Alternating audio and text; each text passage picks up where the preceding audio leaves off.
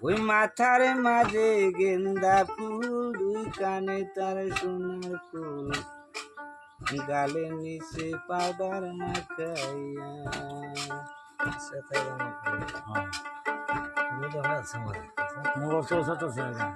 মাথার মাঝে গেন্দা ফুল দুই কানে তার সোনার ফুল গালের নিচে পাউডার মাখাইয়া না ঠিক আছে ওই না এই অন্তরকে